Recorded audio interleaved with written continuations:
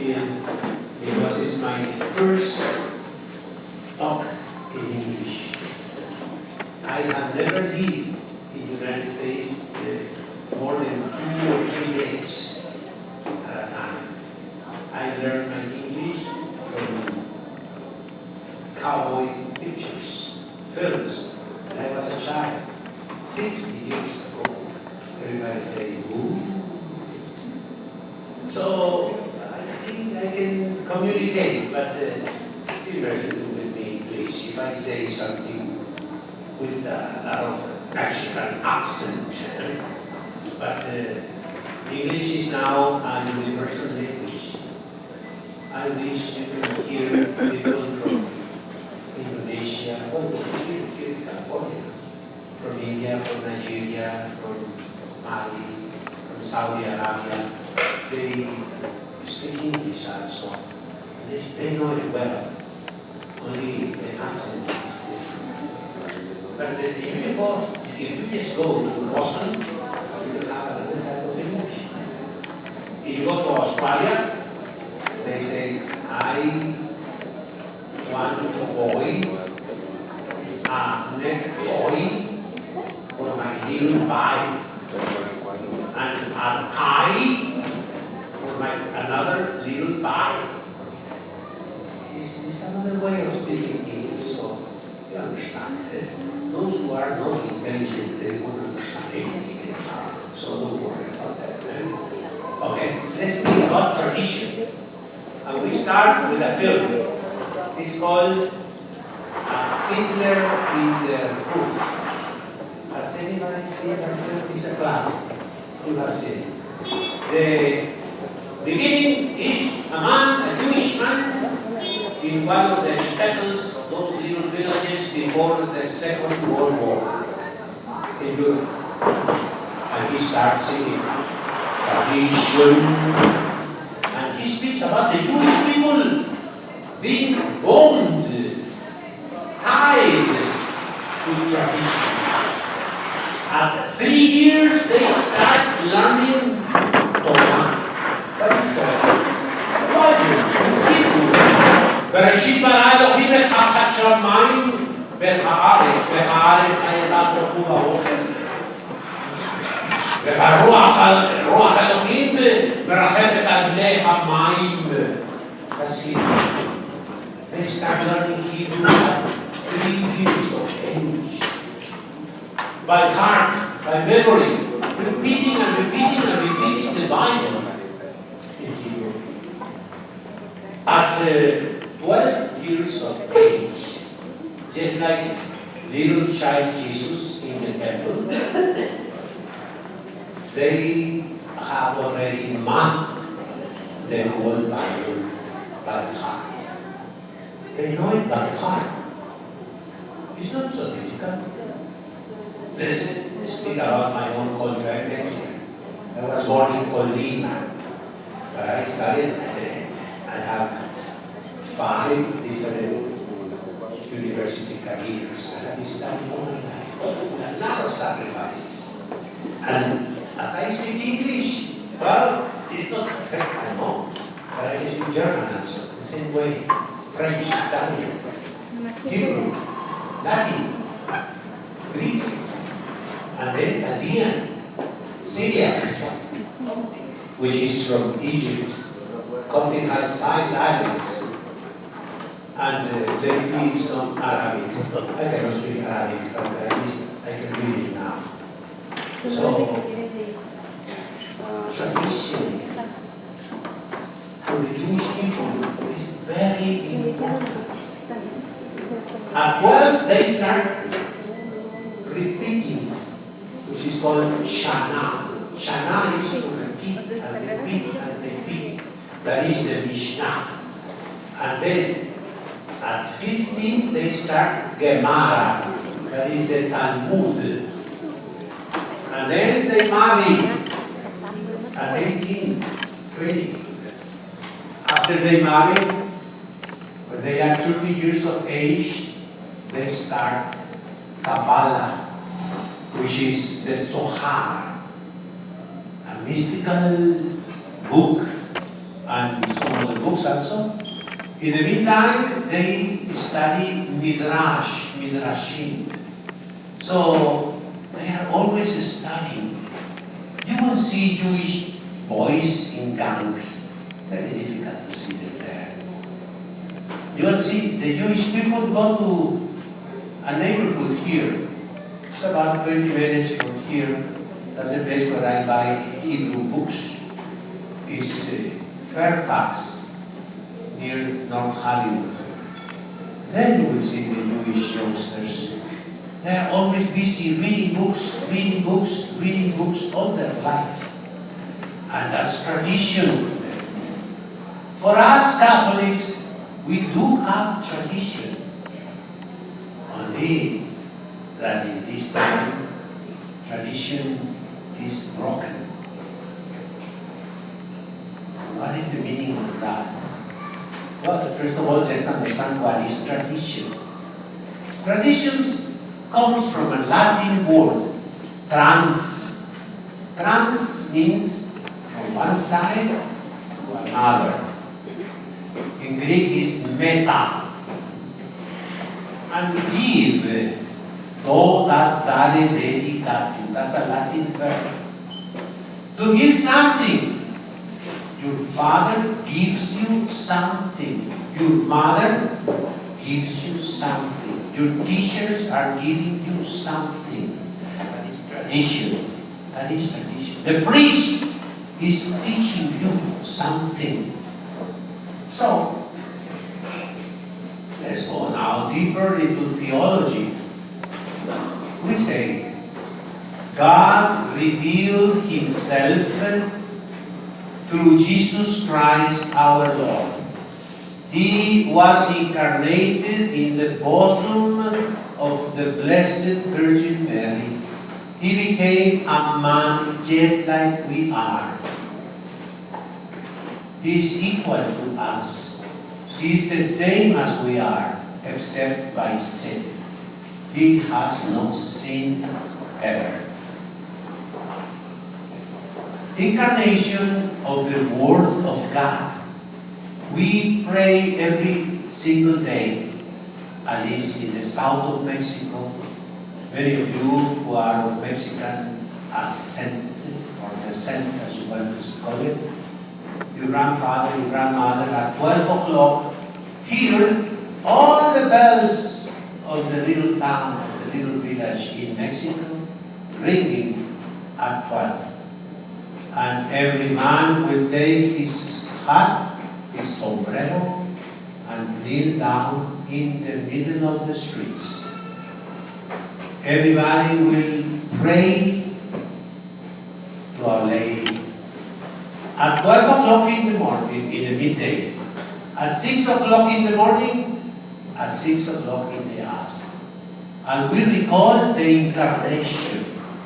We say, the angel of the Lord announced it to our Blessed Mother. And she says, behold the handmaid of the Lord. And the Word was made flesh, and He dwelt among us. That's 3 times every single day. That is the tradition of the Catholic people, of the Christian people. We recall the fact of the incarnation 3 times a day. And then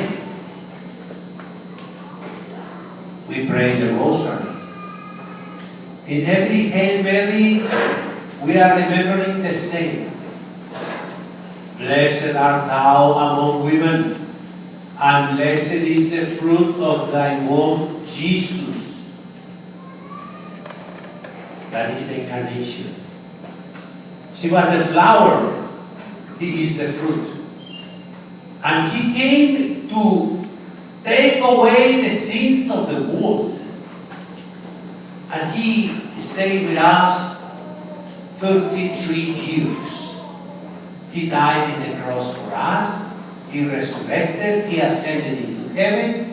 But He stayed in the church, in the most blessed holy sacrament of the Eucharist, with his body, his blood, his soul. And he is here to repeat the holy sacrifice of the cross. Every single time the priest says the Mass, repeats the mystery of our salvation. And he said in the Blessed Sacrament, I just went here a moment ago to ask our Lord for all of you.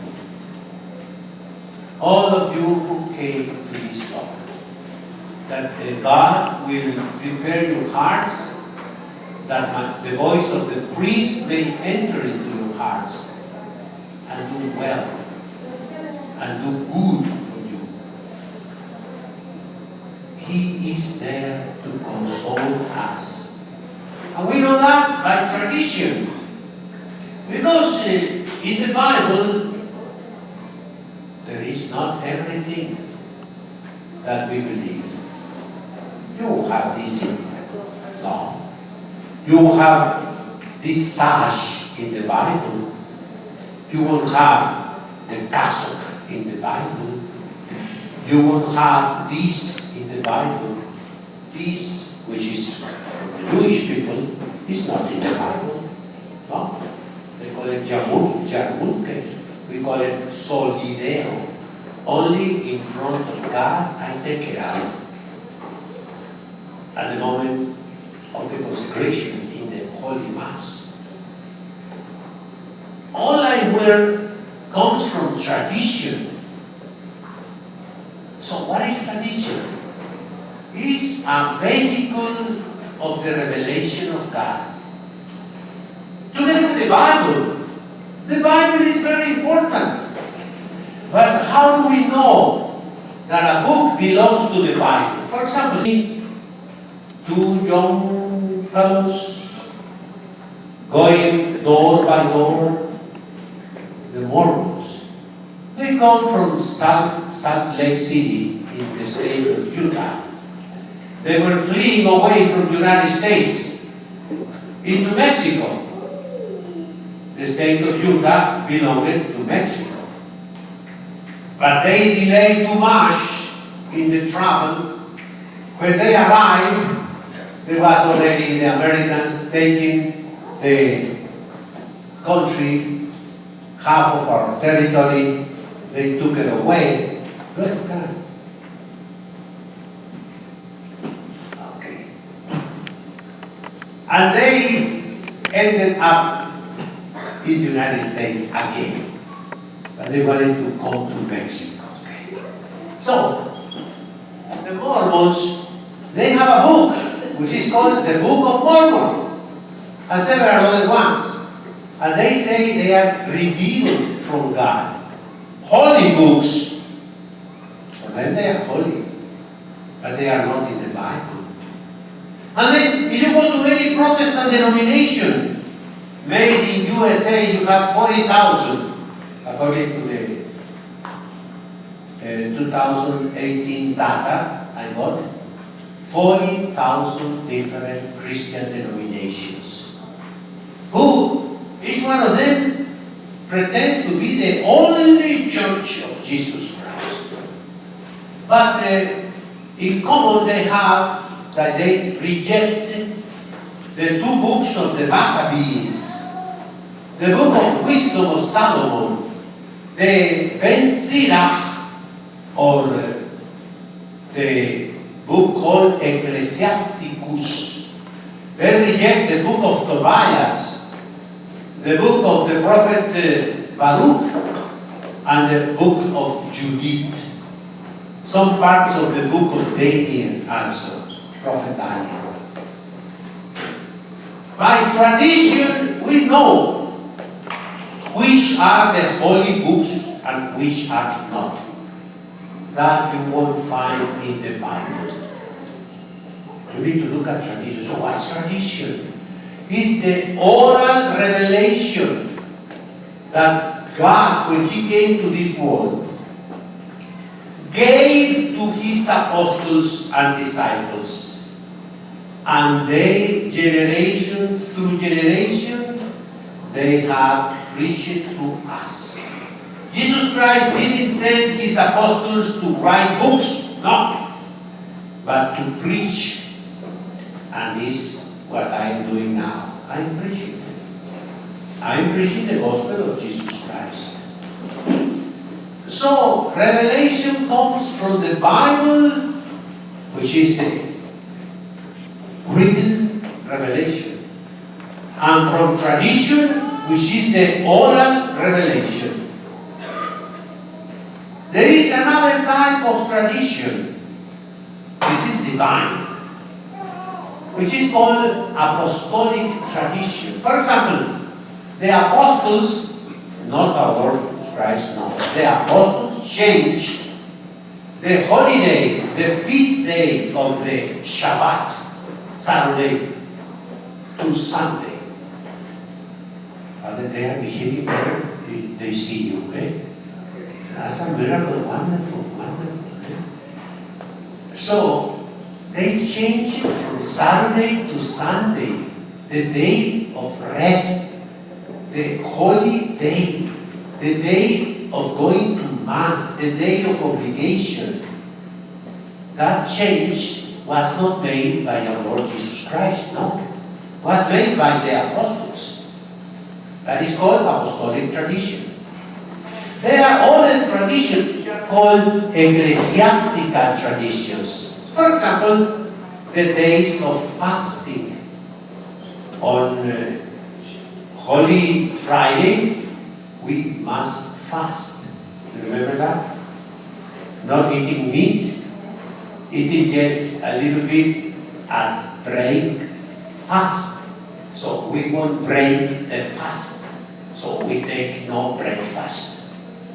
We eat half at midday, half at the supper time. That's penance. Did the apostle did that? They prescribed that fasting? Probably, but we are sure that it was the church. And the church has traditions. And then, at the end of everything, you, lay people, the people of God, have also traditions. We call it sensus fidelium in Latin. The sense, the feeling of the faithful. You immediately react. You hear one of us, one priest, a bishop, saying something wrong. For example, a bishop says, our Blessed Mother was not virgin. Everybody says, oh, that's not true. If a priest celebrates the Mass and instead of bread, instead of the wafer that he will consecrate, he takes a tortilla. You know what is a tortilla? Eh? Or a pita, or a piece of pizza.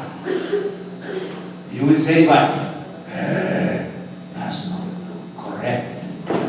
That is traditional. So the reaction you have of reproval, you don't agree, and you must not agree with so many changes. For example, Pachamama. Who knows what is Pachamama? Okay, there is a film, eh? There is a film by Netflix. It's a kind of comic for children. It's around Pachamama. It's a pagan deity. It's an idol. And if you put it into the altar, normal Christians, faithful Christians, feel something wrong. I don't agree with that. I don't accept that. So it ended up in the river of Rome, in the Tiber, which is good. Cardinal Miller has said, well, it was wrong to send it into the Tiber, into the river. No, he said it was wrong to put it into the altar. That's wrong. So, that is tradition. What is happening today? Let me just touch some little points. Tradition says the priest, father, and me, we must be celibate, not married priests in the Latin Church. And even in the Oriental Church, there are monks. All the bishops in the Oriental rites are chosen from the monks, which are celibate. Of course, they had married couples, and when a married man already brought up his children, he's a good man, they may ordain him a priest. But usually, the norm, it applies to him. What? What Jesus said. Leave your father and your mother. Leave your wife. Forsake your children. They are already grown up. Leave everything. Sell it. Give it to the poor. And come follow me. That is the tradition of the church. St. Paul was not married. Jesus Christ our Lord was not married. St. John the Apostle was not married. And that is giving ourselves to Jesus Christ, to become another Christ, to become Christ Himself. When we are at Mass, today, Father, I say Mass in your little chapel. We sang it in Latin with the sisters.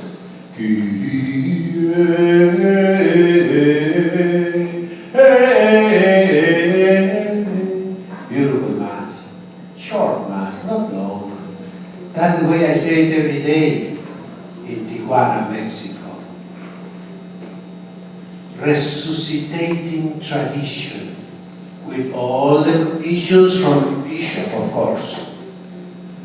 With the full permission of the Holy See of the Vatican, and with the recommendations of Cardinal Robert Sarah, who is in charge of the Divine Liturgy for the whole Church.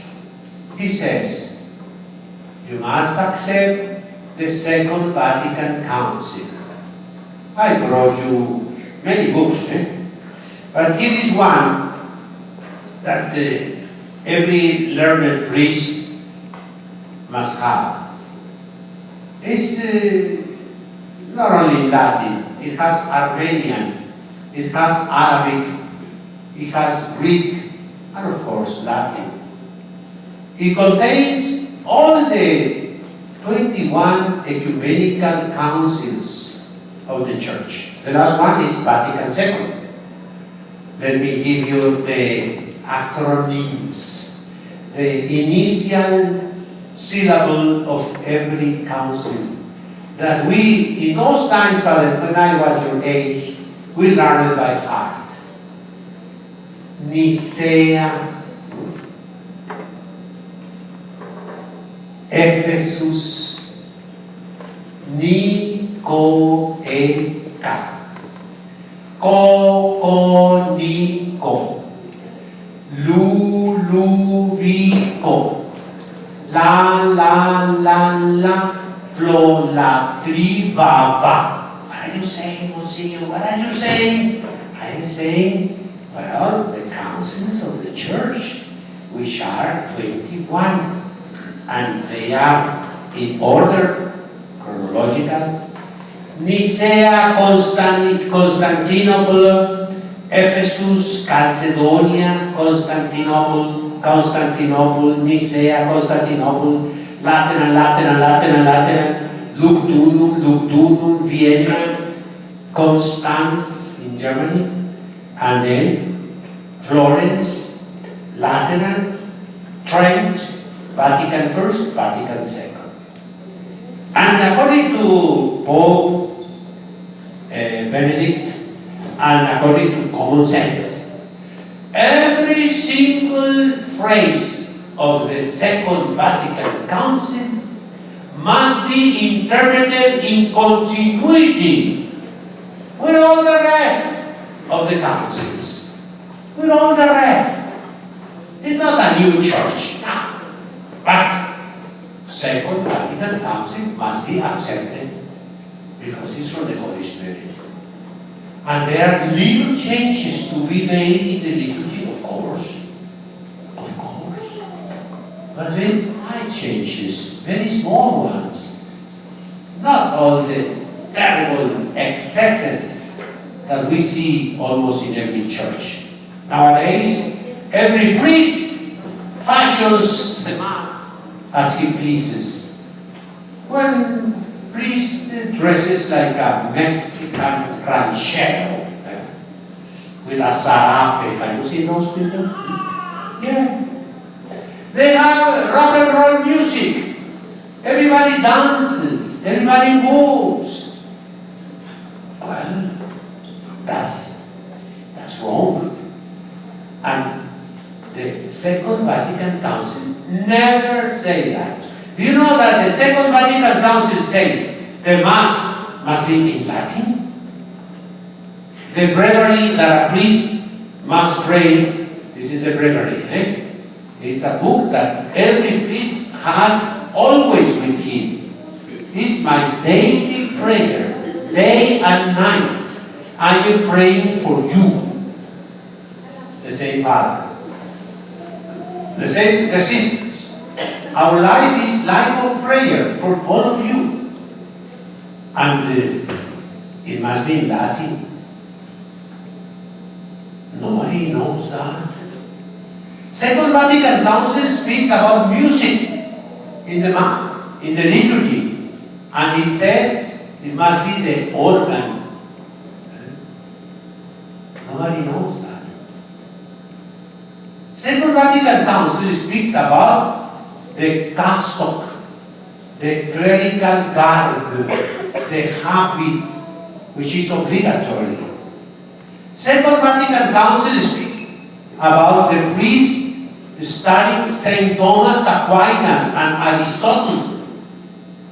I just finished all the works of Plato and Aristotle in Greek with a translation into Spanish and Latin. I put it Aristotle for seminarians. I know that nobody will read it. There are 8 big volumes, but that's the Vatican II. Vatican II speaks about the priest knowing Latin, Greek, Hebrew, and Aramaic. Every single priest must know that, no? And also modern languages. And nobody says that. Vatican II is okay. It's part of the tradition. And let me touch another thing. They speak about married priests today. But a priest is, I told you, the person of our Lord Jesus Christ. Look at him. How is he? Smiling, saying hello. No. He is dead. He is pierced by a spear. His hands and feet are wounded by nails. That is the life of a priest. A priest is sacrifice to God. By all of you, I come from a family just like yours. And they offer me. That's the offering of the people. father also comes from a normal family. Isn't it, father? Yeah. They offer you to God. And you belong to God. That's why you are dressed like that. That's why I'm dressed like this. Because I belong to God. For your sake. And in the traditional Mass, by the way, Vatican II never says that the Mass must be towards the people. Never says that. On the contrary, even the Missal of Novus Ordo, the new Mass, says the priest now turns around, faces the people and says, "The Lord be with you." What is the meaning of that? That he is supposed to be giving the back to the people. The way the priest must be is very simple. I must be in front of you, of all of you, in front of you, just like a chief, a leader. My place is like this. In the Mass. Here I am, together with you, on the same side of the counter. Let's speak about that. Not on the other side of the counter. If I'm selling something, here I am, with the money, is it? Buy this, come on, buy this. At the end of this speech, I will speak about that. But not in the Mass. In the Mass, I am with you, in front of you. And what is the priest saying? First of all, he bends himself. He makes 3 times this sign. What is the meaning of this sign? But forgive us, O Lord. We are sorry. We offended you. We are sinners. Have mercy on us. Have mercy on us. The priest is praying for you. Is your leader.